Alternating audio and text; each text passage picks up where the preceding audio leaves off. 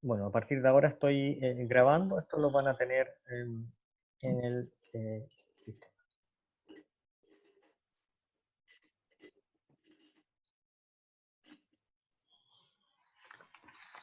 Profesor, Dígame, ¿quién hablo? Camila, ¿podría fijar o anclar a la intérprete, por favor, en la imagen para que cuando suba a la clase esté la intérprete presente siempre? Anclaje o fijar, no sé cómo va a decir. En mi propio video de Bárbara, ahora hablo yo, de Bárbara, Fijar el video, no, dice acá. fijar el video. Eso es lo que hay que hacer para que después aparezca la grabación con intérprete. Ya, Si vamos no, a probar. desaparece. Ujú. Me parece que ahí podría ser, yo la veo a usted solamente. Ya, sí. ¿Sí? Sí, cuando comparto pantalla tengo que seguir quedando en un recuadro, ojalá si lo pueda agrandar un poquito. Cuando muestre la diapositiva y a lo mejor se puede agrandar un poquito mi recuadro, no lo sé. Pero eso es cuando comparto pantalla. Ahí lo voy a agrandar un poco. Yo no sé si ustedes están viendo cuánto aumenta de tamaño, ¿sí?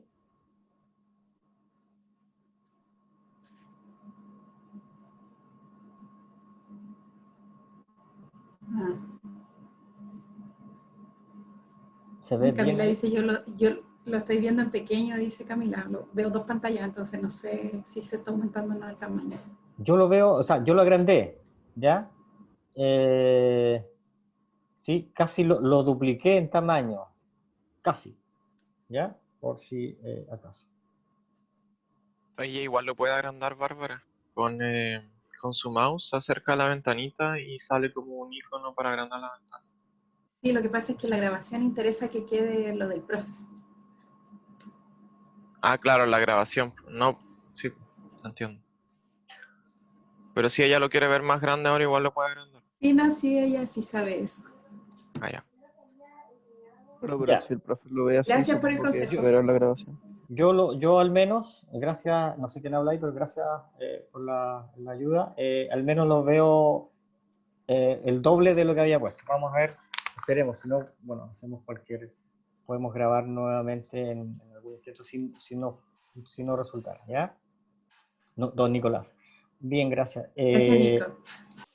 Sí. La Cami dice gracias también. Bien. Alguien está, Mayra Castillo está levantando la mano, así que puede Sí, hablar. profe. Es que mi amiga puso si existía la posibilidad de que un grupo sea de 5 o tiene que ser 4 obligatoriamente. Lo ideal es 4, pero si hay uno de 5 no hay problema. Ya, Uno profe, o dos porque de 5. nosotros queríamos ser de 5. Ya, pero si es que todos van a ser de 5, después vamos a quedar con temas que no se van a ser abordados, así que ojo con eso, ¿ya? Pero sí, Ya, en profe. principio no hay problema. Gracias. Ya. Bien, entonces lo que yo quiero mostrarle de aquí en adelante son imágenes que no constituyen necesariamente una clase, sino una orientación. La clase la vamos a iniciar, insisto, el día de mañana a las 8:10. Estamos viendo en pantalla, ¿cierto? Una imagen de una persona que está vive de estación, ¿cierto? Esos conceptos quizás lo hayan visto dentro de las anatomías que pudieron ver.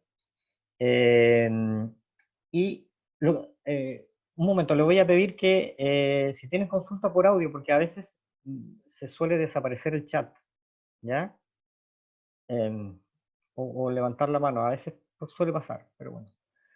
Entonces, además estoy con el puntero en color rojo, me imagino que sí se observa. Tenemos un individuo, digamos, y aquí tenemos un esquema, un flujo de información, ¿cierto? Que da cuenta de ciertos aspectos funcionales del sistema nervioso. Por un lado, tenemos lo que ya conocemos como el sistema nervioso central, donde está el encéfalo y la médula espinal, ¿ya? Y el sistema nervioso central tiene conexiones con el exterior. El sistema nervioso central tiene conexiones con estructuras propias del cuerpo, que por un lado pueden ser estructuras que nos permiten movernos, como son músculos, articulaciones, ligamentos, y que dan cuenta de un sistema que se denomina sistema propioceptivo, y por otro lado, este sistema nervioso central se comunica con nuestras estructuras que son las vísceras nuestras, estómago, hígado, páncreas, etc. A su vez, el sistema nervioso central se conecta con el exterior y para eso tiene receptores que nos informan desde o que traducen estímulos externos, como por ejemplo el tacto, la temperatura, el dolor, el sonido, ¿cierto? Y la luz. Todo esto que viene del exterior y que viene de nuestro propio cuerpo y que tiene que ser informado a niveles centrales, y cuando yo hablo de niveles centrales estamos hablando de médula espinal o encéfalo, está dado por estructuras denominadas receptores, que están aquí en la parte superior. Aquí tenemos dos cuadros, uno nos indica que hay receptores sensoriales, somáticos, que están asociados a nuestro cuerpo, ¿sí? Y que están controlando, si se fijan acá, el mundo exterior, como dije, temperatura, dolor, tacto, vibración. Y por otro lado están controlando nuestra posición, es decir, son propioceptivos. Si yo muevo la mano, si abro la mano, la cierro, si muevo el hombro, si muevo el pie, hay receptores que detectan ese movimiento y lo informan a nivel central. Por tanto, mi cuerpo siempre va a saber la posición y movimiento de los distintos segmentos del cuerpo. Y aquí tenemos que hacer una primera diferencia. Una cosa es todo lo que yo pueda manejar desde la médula espinal y el resto del cuerpo, es decir, elementos o receptores propioceptivos de esta parte, y otra cosa son elementos propioceptivos asociados a la posición y movimiento de la cabeza. En el caso de la cabeza, cuando yo la muevo hacia adelante, hacia atrás, o la giro, o muevo mi cuerpo y al mismo tiempo muevo la cabeza, hay receptores especializados que están ubicados en el oído interno, ¿ya? Y son receptores vestibulares, los vamos a nombrar así en forma bien general. Por tanto, estos receptores se estimulan por el movimiento de ciertos líquidos. Y en el oído tenemos dos tipos de líquidos, perilinfa y endolinfa. Entonces, el resto del cuerpo, mecanorreceptores en articulaciones, músculos y tendones, pero la cabeza, receptores que están ubicados en el sistema, en el oído interno, en el sistema vestibular, ¿ya? Pero ahí se debe mover el líquido para que el líquido estimule a las células receptoras.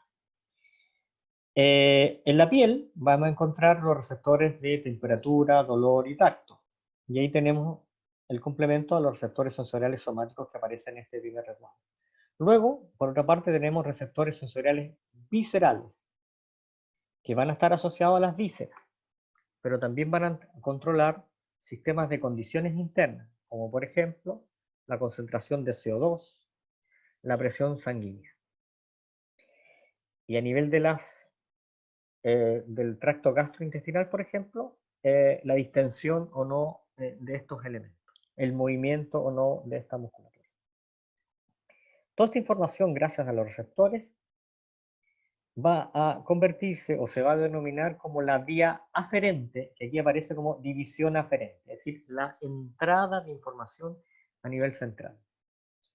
El nivel central acá está representado por la palabra que dice procesamiento, es decir, estos receptores a través de neuronas van a informar a otras neuronas más especializadas que van a procesar la información y van a dar una respuesta a este estímulo por lo general. Y esta respuesta suele ser un movimiento. Por tanto, el proceso o la fecha que indica acá que hay una división o una parte que se llama eferente, es decir, de salida. Una cosa es la entrada y otra cosa es la salida.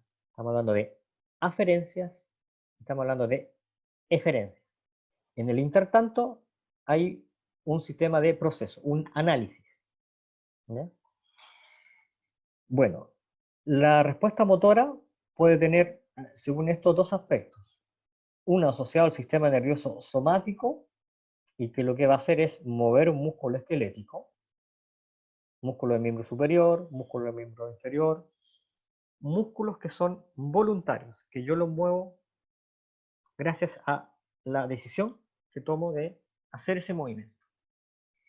Pero por otro lado, hay estructuras que yo no puedo, ¿cierto?, en forma voluntaria mover, como por ejemplo el músculo liso. ¿Dónde encontramos músculo liso? En ciertas glándulas, en el músculo cardíaco, en el tracto gastrointestinal.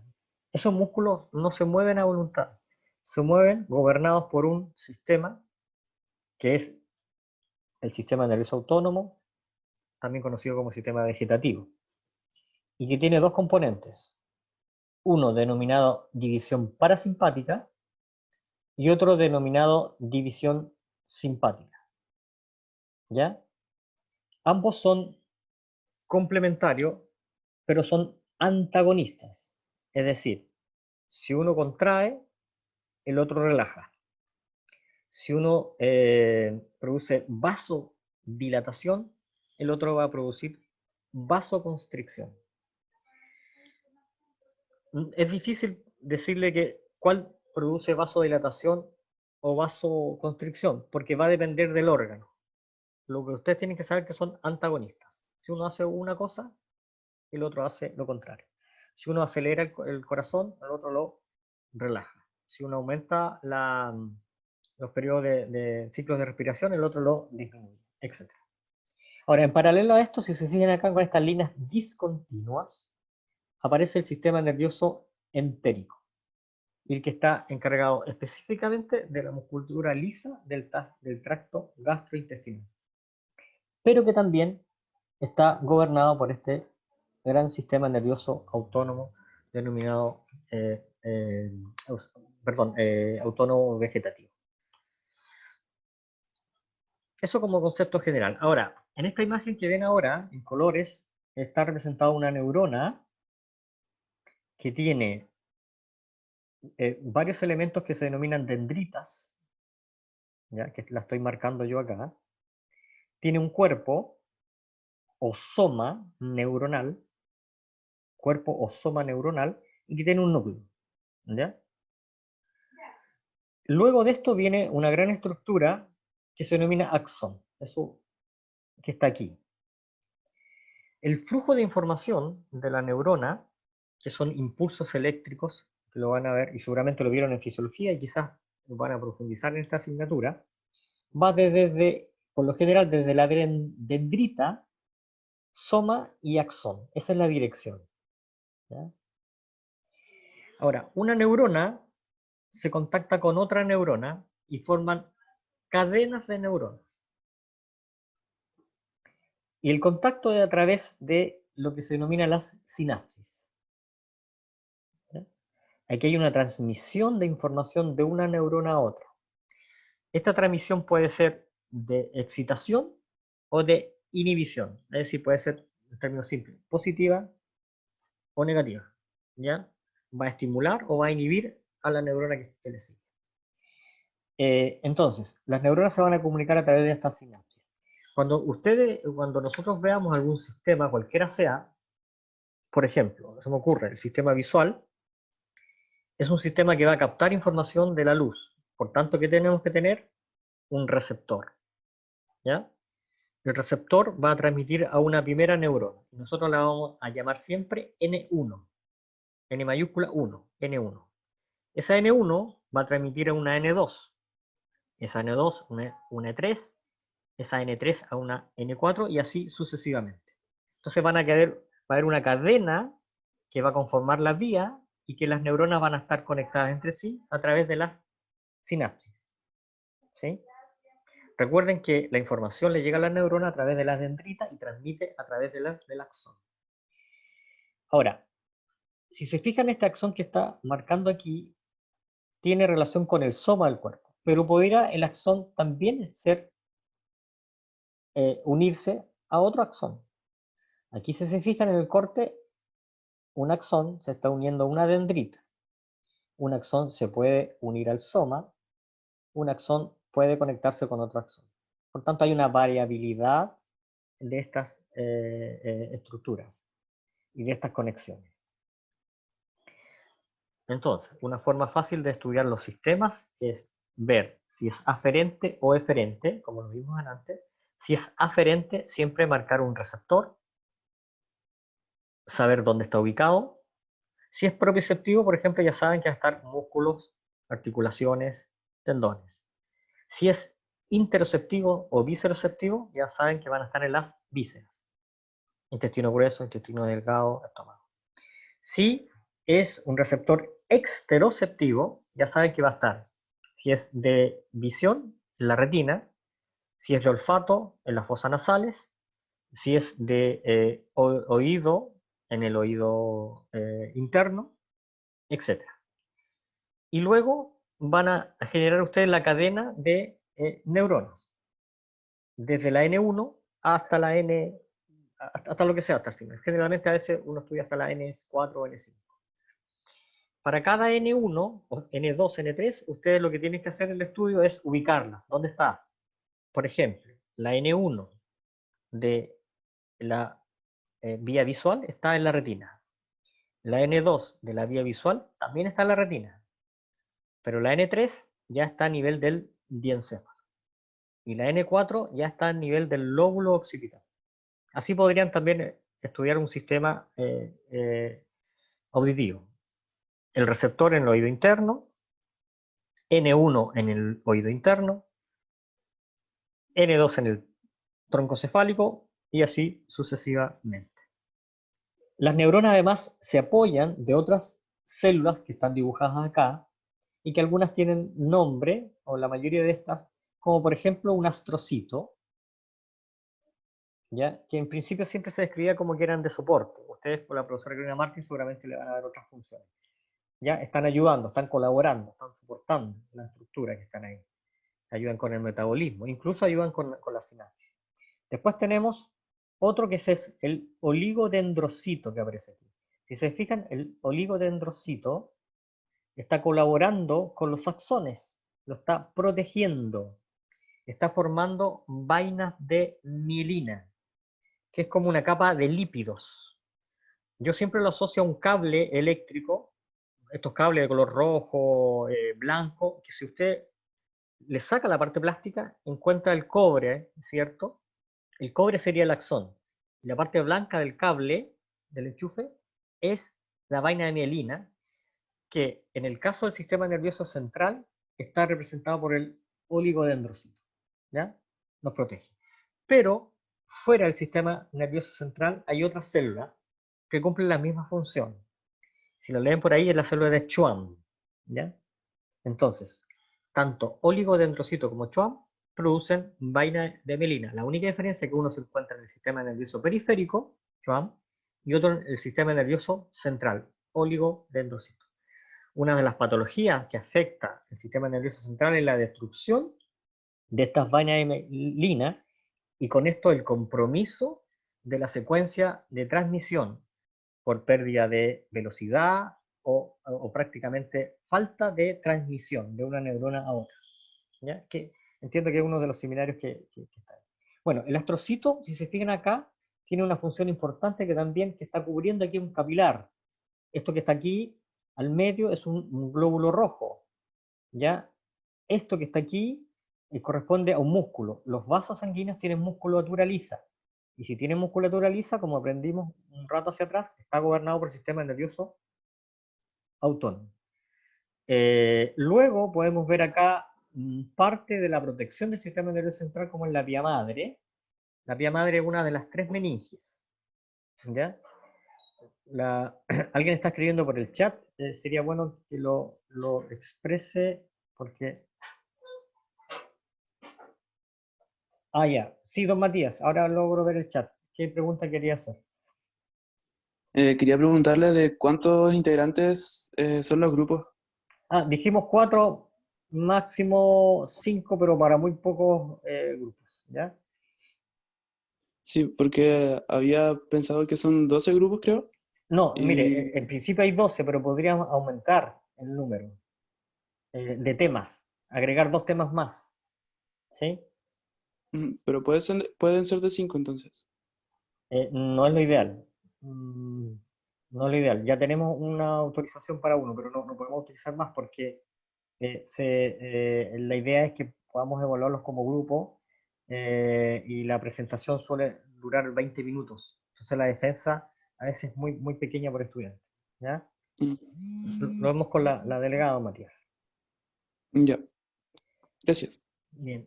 Bueno, entonces tenemos por un lado, volviendo a la imagen, que hay ciertas estructuras que protegen al sistema nervioso como son la vía madre. Las meninges son la dura madre, aracnoides y vía madre. En este caso lo que observamos acá marcado es la vía madre. La vía madre es la capa que está íntimamente adherida al sistema nervioso. ¿Ya? Por otro lado, para que puedan interpretar esta imagen acá arriba, es un espacio hueco en donde circula líquido cerebroespinal y corresponde a los ventrículos. Y ahí vamos a darnos cuenta, ustedes tienen que haber visto que hay ventrículos laterales, tercer ventrículo, cuarto ventrículo. Ahora, este líquido, que también protege el sistema nervioso central, sale en algún momento hacia afuera por el cuarto ventrículo y se va hacia el espacio que queda entre la dura madre y la aracnoides, que vamos a ver un minuto más. En este esquema que tenemos acá vemos una disección de parte del cráneo donde observamos los hemisferios cerebrales. Ahí en color azul están las venas, ¿cierto? Que están drenando la sangre del sistema nervioso. Hay una figura en color rojo que representarían arterias que están irrigando, las arterias irrigan, las venas drenan. Uno agrega, el otro saca. Y además está este elemento que está aquí, que es la dura madre. La dura madre es casi como un cartón, ¿ya? Y es prácticamente difícil de poder cortar, ¿ya? Es dura madre. Las otras dos meninges se denominan leptomeninges, L-E-P-T-O, leptomeninges, que son meninges blandas, ¿ya? Eso significa. Y que es la aracnoide y la pía madre. En este caso lo que estamos viendo acá es la dura madre, que tiene una característica, está adherida al hueso. No hay ningún espacio normal que exista entre el hueso y la dura madre. Está íntimamente adherida. Salvo en algunos traumatismos, ¿cierto? En que se produce la rotura de ciertos vasos y empiezan por presión a separar la dura madre de la parte ósea. Bien. En la siguiente imagen podemos observar a la médula espinal protegida por los mismos elementos. En este caso está la dura madre, y aquí está abierta, ¿cierto? Está disecada, aquí hay unas pinzas que la extienden, y podemos ver que inmediatamente está la aracnoide. Si nosotros pudiéramos imaginarlo, las vértebras que están protegiendo la dura madre, nos daríamos cuenta que entre la vértebra y la dura madre hay un espacio. Ese espacio sí existe y se llama espacio epidural. Epi sobre la dura madre, digamos, ¿ya? Epidural. Después tenemos, si abrimos la dura madre, nos encontramos con la aracnoide, y entre ellas dos, un espacio que es el espacio subdural, debajo de, dural. Y luego, si retiramos la dura madre, nos encontramos con la pía madre, ¿ya? Y entre la dura madre y la pía madre, es lo que había dicho yo, el espacio subaracnoideo. Y ese espacio es importante porque circula el líquido cerebroespinal, que baña por dentro y baña por fuera, y que tiene, entre otras funciones, la protección. ¿Para qué nos sirve? Protección de amortiguación en golpes, por ejemplo. Bueno, aquí tenemos la médula espinal y tenemos los nervios espinales asociados, ¿ya? Aquí los vamos a ver en detalle más.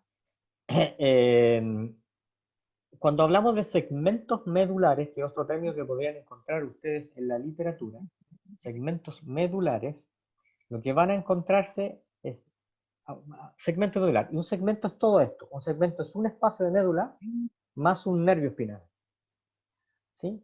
Por tanto, aquí, si supiéramos si esto es cervical, esto sería, por ejemplo, C1, esto podría ser C2, C3, C4, porque los segmentos medulares se denominan según donde estén ubicados o relacionados con las vértebras, tanto cervicales, torácicas, lumbares, sacras o coxígeas.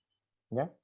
Si ustedes saben que hay 31 pares de nervios espinales, por tanto, hay 31 segmentos medulares. Médula asociado con su nervio. Bueno, hay otros elementos, si quieren ver con más detalle, pero no es parte de la asignatura, que son de soporte, como el ligamento dentado, ¿ya? Que sostienen un poco a la médula espinal, para que no se movilice tanto. Bien, otro elemento importante que tenemos que abordar en la primera parte son los pares craneanos. ¿Sí?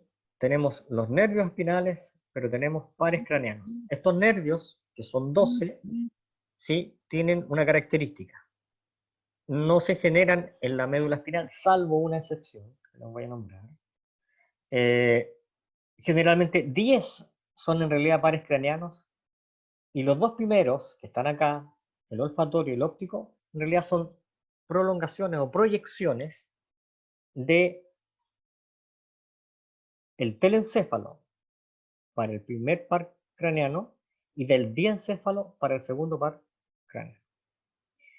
Se sigue considerando a ellos dos como nervios en la literatura, ¿ya?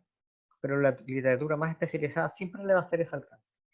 Ahora, hay una característica y que siempre tienen que tener en cuenta en esta imagen que está ampliada. Por ejemplo, aquí tenemos un nervio con una línea de color azul, ¿cierto?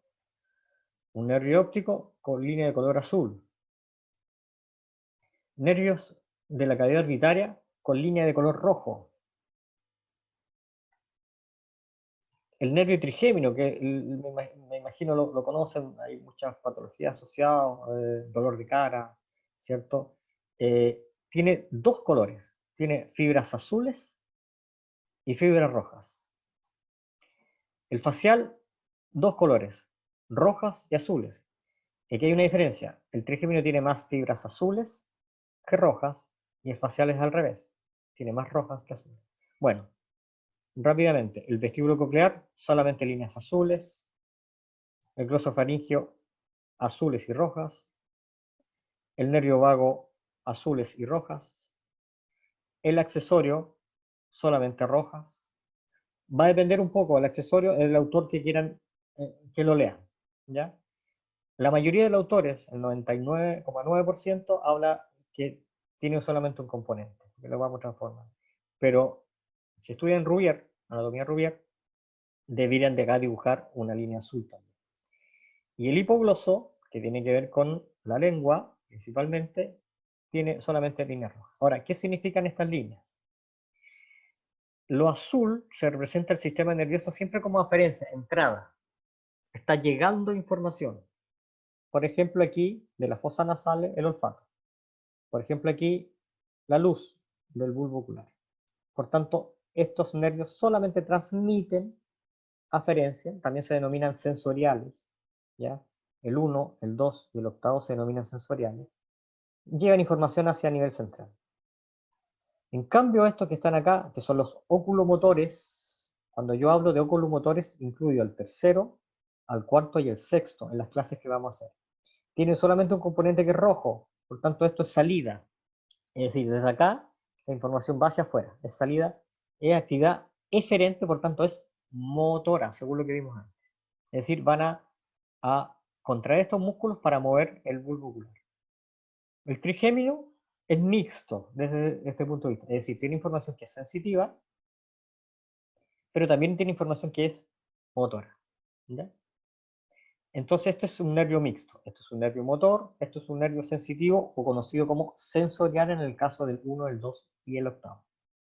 El facial sería mixto. El vestíbulo ocular sería sensorial o sensitivo. El glosofaringio sería mixto. El vago sería mixto. El accesorio, según esta imagen, sería motor, exclusivamente motor, y el hipogloso sería exclusivamente motor. Bueno, eso tienen que tenerlo presente, ¿ya? Entonces, que sean líneas rojas significa que inerva alguna musculatura. Que sea línea celeste significa que la información está recibiendo a través de un receptor. Bien, los nervios espinales ya en la médula espinal lo habíamos visto, mencionado. Ustedes tienen que hacer el recuerdo, quizás, digamos, para tener presente que la médula espinal se origina desde el foramen magno hasta hasta el disco intervertebral entre L1 y L2. Lo estoy apuntando acá. Aquí esto es toda médula espinal. Perdón, hasta ahí. Todo el resto corresponde a la cauda equina, que son los nervios espinales, ¿cierto? Que después van buscando la salida de los forámenes correspondientes. Y forman, como ustedes seguramente vieron en las anatomías anteriores, los plexos, ¿ya? Por tanto, si yo les digo que el paciente tiene alteración en la médula sacra, no es que el daño esté aquí en el sacro, sino el daño esté aquí en la parte más inferior o caudal de la médula espinal, porque ahí hay segmentos sacros. Y ahí nacen los nervios sacros que finalmente buscan el sacro para salir, ¿ya? Por tanto, si aquí esto es sacro, inmediatamente arriba de esto es segmento lumbar. Y habrá 5 segmentos lumbares, torácicos y cervicales. Bueno, la médula espinal entonces se asocia a estos nervios espinales. Si nosotros en este esquema vemos un corte transversal de una médula espinal, que es este que está aquí, estoy marcando en rojo,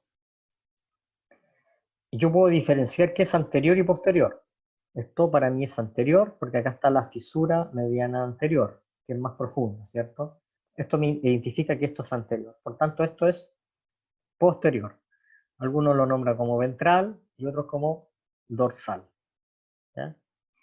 Luego tenemos todo esto que corresponde a sustancia blanca, es decir, son los axones de las neuronas que están circulando por estos segmentos, que son los cordones, y que rodean a esta estructura un poco de color más gris, y que son la sustancia gris de la médula espinal, que se divide en una porción posterior, una lateral y una anterior, que también es conocida como cuerno anterior, cuerno lateral, cuerno posterior, o también lo pueden encontrar como asta anterior, asta lateral, asta posterior. Pero ¿cuál es la importancia? Más que la descripción, digamos, de esta estructura, es que en el asta anterior o cuerno anterior se ubican todas aquellas neuronas que tienen una función común y que para este caso va a ser una función motora. Por tanto, todos sus axones son de salida y si lo seguimos van a interaccionar con este caso con un músculo esquelético, que es un músculo que se mueve a voluntad. Todas las neuronas que se ubican en el asta lateral, también lo van a conocer como asta intermedia lateral, porque está entre esto y esto, o cuando estudien configuración interna, lo van a encontrar como núcleo intermedio lateral. Si se fijan, está asociado a un sistema que está asociado con cosas que no movemos a voluntad, ¿ya? Por tanto, corresponden a neuronas del sistema nervioso autónomo. ¿Cómo descubrir si son parasimpáticas o simpáticas? Lo vamos a ver más adelante. Luego tenemos en el asta posterior estas fibras que vienen de terminaciones libres, por tanto aquí hay receptores de corpúsculo de Pacini. El corpúsculo de Pacini es un receptor, ¿ya? Las terminaciones libres generalmente están asociadas al dolor. Bueno, toda esta información que es color celeste está ingresando hacia el asta ventral o cuerno posterior. Estos puntos siempre representan cuerpos de neuronas. Aquí hay uno cuerpo. Estas flechas que terminan en Y, ¿cierto? Con dos patitas ahí, representan sinapsis. Por tanto, si este es la sinapsis, por tanto, esto es un axón, Y aquí tengo un punto. Por tanto, aquí está el cuerpo de esta neurona. Y aquí estará asociado a un receptor. Aquí tengo el R, aquí tengo N1, y aquí, como hay una sinapsis, debo tener N2. Y aquí no tengo N2, porque acá no hay neuronas. Bien, eso es otro concepto que tienen que manejar. Color celeste, aferencia, por lo general color rojo, eferencia. Y bueno, y aquí tenemos dos matices de colores, un color verde, uno más clarito, el otro más oscuro, que tiene que ver con el sistema nervioso autónomo. Ahora, siempre que hablemos del sistema nervioso autónomo, lo vean por ahí, van a haber dos componentes, uno preganglionar y otro postganglionar. Entonces, lo asocio a un ganglio. Aquí tenemos un ganglio, aquí tenemos otro ganglio. Estas fibras que van aquí, si las seguimos, ya vamos a seguir una que hace relevo acá. Por tanto, todo esto que está aquí será una fibra preganglionar. Y si se fijan, hay una Y y hay un punto, por tanto hay una sinapsis, y ahí sale, y que es otra neurona, y ahí sale otra neurona, en este caso que va aquí, y va a ser sinapsis acá ya en el blanco, ¿cierto? En el efector, en la estructura, en el músculo, ¿ya? Por tanto, esta fibra que está acá será fibra postganglionar. Entonces, el sistema nervioso autónomo tiene componentes preganglionares y postganglionares. Esto que está aquí, si seguimos hacia atrás, es pre, y esto que está acá es postganglionar. Así como hay ganglios, o sea, entonces, ¿cómo definimos un ganglio? Es un acúmulo de cuerpos neuronales. Acúmulo de cuerpos neuronales, que están siempre fuera del sistema nervioso central, es decir, fuera de la médula, fuera del encéfalo. Cuando estas mismas neuronas se agrupan, ¿cierto? No forman ganglios, forman núcleos. Entonces, cuando ustedes lean por ahí núcleos, significa que es conglomerado de cuerpos neuronales con una función en común, pero que están dentro del sistema nervioso central. Acá tenemos otro ganglio, que lo habíamos saltado. Este ganglio es del sistema aferente, somático, por tanto no es el sistema nervioso autónomo. Aquí están ubicados los cuerpos de las neuronas que están recibiendo algún tipo de información. Acá, por ejemplo, exteroceptiva, pero también, obviamente, propioceptiva. Bien, entonces, ese es el funcionamiento de la neurona, eso es todo lo que tiene dentro. Y eso es lo que vamos a ir tratando de dilucidar. Estas dos últimas diapositivas les voy a mostrar para que tengan, cierren un poco la idea del sistema nervioso autónomo, que seguramente a lo mejor no lo vamos a tratar muy en profundidad más adelante, pero sí pueden en los seminarios encontrarse con alguna patología asociada a eso, o en la lectura propia que hagan de la asignatura, les hablen del sistema nervioso autónomo. En esta imagen, si se fijan, están todos los órganos, desde el ojo, aquí eligieron algunos, ¿cierto? Riñones, etc. Están marcados con líneas que son continuas y discontinuas. Eso también está estandarizado a nivel de los atlas. En este caso, las líneas continuas, estas fijas, representan la vía preganglionar y las vías discontinuas son vías postganglionares, es decir, después de hacer el relevo sináptico en el ganglio. Por tanto, todo esto que está aquí lo vamos a considerar como ganglios del sistema nervioso autónomo. Lo van a encontrar en la literatura como ganglios paravertebrales. ¿Ya? Los ganglios paravertebrales, en la anatomía descriptiva común, en la funcionalidad son ganglios del sistema nervioso autónomo. Y están inervando, porque un nervio inerva, ¿cierto? Una arteria irriga, una vena drena, están inervando las estructuras. ¿Ya? Yo les puedo decir que esto que está en la médula espinal corresponde al sistema nervioso simpático. Pero sabemos que existe uno parasimpático, y está en esta imagen que está acá. El parasimpático o neuronas parasimpáticos no están en la médula espinal, salvo esta sección de acá abajo, ¿ya? A nivel sacro. No encontramos nada, pero volvemos a encontrar en el tronco encefálico. Después de la médula viene el tronco encefálico, ¿cierto? Bulbo, puente y mesencéfalo de caudal craneal. Y si se fijan, estas estructuras que están aquí son exactamente las mismas que están acá. ¿Ya? Por tanto, el sistema nervioso autónomo inerva las mismas estructuras y son complementarios, perdón, y son antagónicos. Ya habíamos dicho que uno hace, uno dilata, el otro contrae y viceversa, ¿ya? Entonces, si quisiéramos hablar, perdón, para el sistema nervioso parasimpático, tiene un nombre que lo van a encontrar en literatura como sistema cráneo-sacro. Cráneo, no que venga porque viene del tronco cefálico, y sacro porque tiene un elemento sacro. Ambos dos terminan de inervar. Y el sistema nervioso autónomo parasimpático es conocido como tóraco-lumbar, porque está a nivel torácico principalmente. Aquí está. Vamos a ampliarlo porque no se ve muy bien. A ver. Ahí, si se fijan, ahí hay un corte en el color. Ahí empieza el sistema nervioso autónomo simpático, termina acá.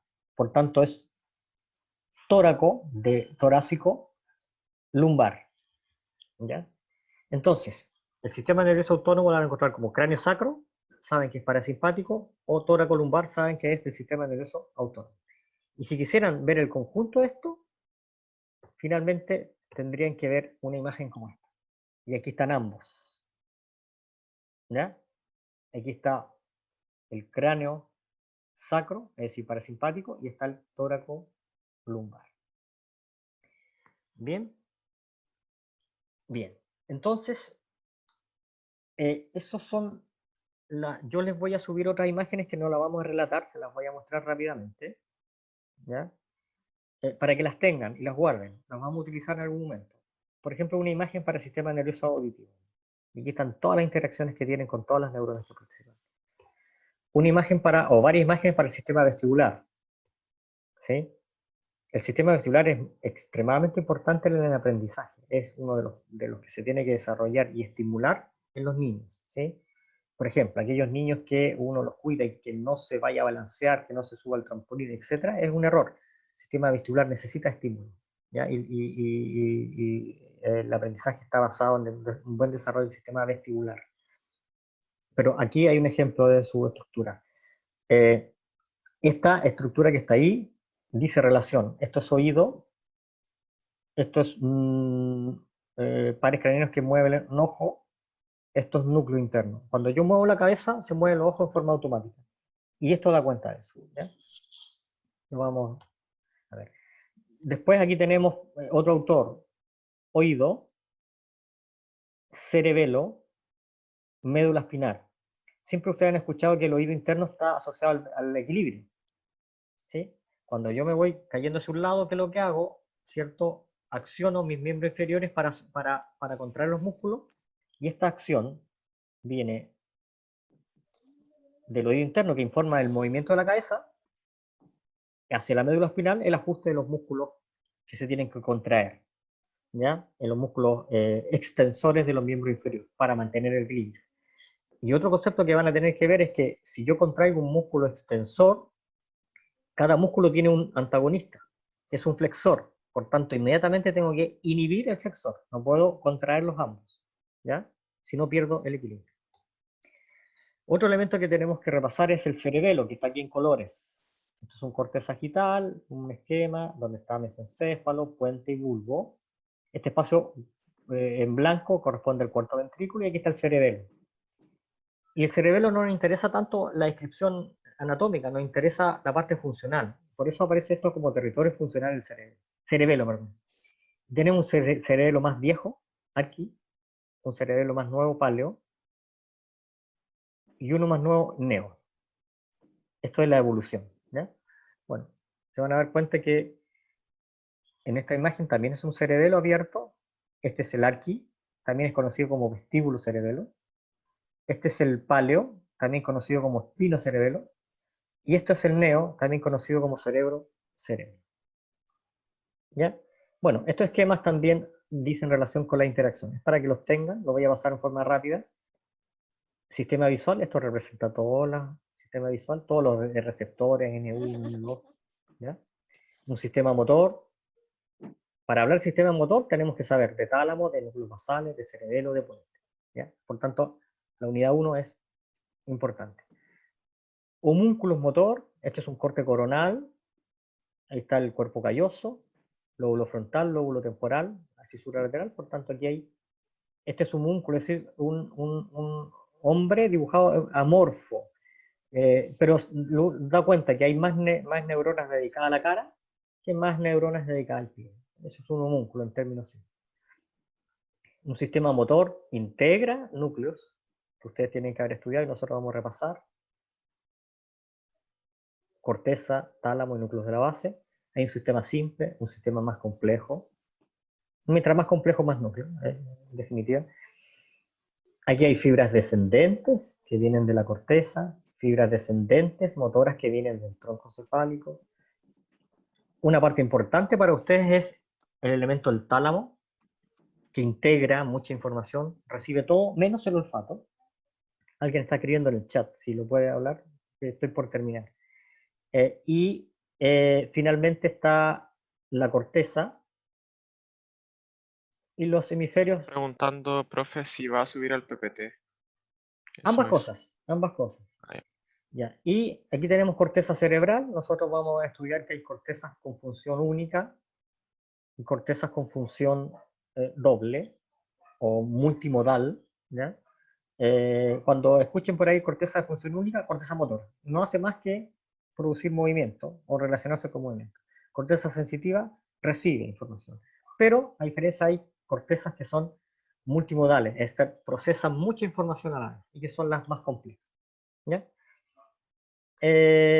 Luego rápidamente tenemos esquema del sistema somatoestésico, todas las vías que lo conforman, el trigémino, que es importante, que ya lo mencionamos, ¿cierto? Elementos de esta figura y cómo avanza, digamos, cómo informa. El tálamo aparece en todo menos el olfato. Irrigación, ¿ya? Si lo vieron, repásenlo, si no, vamos a intentar verlo. Irrigación del sistema nervioso, lo estoy pasando en forma rápida porque eso. Territorios vasculares, cuando uno habla, para los que tengan los seminarios, estas cosas. ¿Ya? Los territorios vasculares tienen relación, voy a adelantar, con esta imagen. Por ejemplo, aquí hay una imagen en color amarillo, es el territorio funcional de la arteria cerebral anterior. En color rosado, arteria cerebral posterior, ¿ya? Etcétera. Bien, y me parece que estos también son territorios funcionales. Estos son áreas asociadas a territorios funcionales. ¿Sí? Lo mismo. Y alguien tiene que sacar la sangre, que es el sistema venoso. ¿Ya? Lo vimos. Lo que está es todo un drenaje a través de venas y a través de senos. Bien. Eso es un poco el contexto prácticamente de la unidad 1, en lo cual vamos a dar inicio el día de mañana. Esta clase, bueno, sí, voy a subir el PPT, como les dije, y voy a subir esta clase grabada para que lo tengan como... Perdón, no es clase, es una primera acercamiento a la asignatura, ¿ya? Pero para que lo tengan en consideración un poco. Ahora, la complejidad de la asignatura la veo yo en que tengo que tener una buena base de la anatomía y descripción, dónde está cada estructura y qué función cumple, para que después logremos armar el cuento de las vías y las funciones, ¿cierto? Y más complejo será, digamos, en la medida que no vayan al día con esto, estudiando, entender lo que es memoria, aprendizaje, hipotálamo y emoción, ¿ya? Porque ahí prácticamente se habla de funciones y las conexiones se dan, si bien se menciona, se dan como base, que está en la unidad número 1. Bien, consultas y dudas, creo que estamos en la hora. Profe, ¿Quién habla? cuando coloca el Rubier, ¿hay algún tomo en específico que se usa más, no? 4. Porque creo que eso está dividido por secciones. El- Solamente el tomo 4. Sí, ahora, ojo, que para estudiar de Rubier hay que tener un poquito más de tiempo. Si ustedes me preguntan a mí cuál es un libro más dinámico, más corto y más fácil de leer, es La Target, Ruiz Liar. ¿Ya? Ah, ok. Gracias. El Rubier requiere un poquito más de tiempo porque tiene extremadamente mucho detalle, digamos. Pero sí, La Target y Rubier son como referentes, digamos. ¿Ya? Son las líneas anatómicas francesas referentes, digamos. Lo que dice ahí es, en términos simples. ¿ya? Más que los libros que son de clínica, que hablan de anatomía, pero se basan más en los estudios clínicos y la anatomía la han sacado de otros autores, pero ellos que han escrito no han hecho investigación anatómica. Esa es un poco la diferencia, en la que yo veo. ¿Sí? ¿Consultas y dudas? Si no hay más consultas, ¿no? Voy a apagar y ahí nos vamos a dar cuenta a revisar la grabación. Espero que haya salido el video grande ahí, y si es que no, volveremos, digamos, a enviar alguna grabación, ¿ya? Si no hay más consultas, que tengan una muy buena tarde. Les agradezco la asistencia. Todo los detalles los vamos a ver siempre con la delegada. Es más fácil con una sola persona, ¿ya? Gracias, profe. Listo, que estén bien. Hasta luego. Chao, profe. Chao. Ya, profe, muchas gracias. Profe, Gracias a ustedes.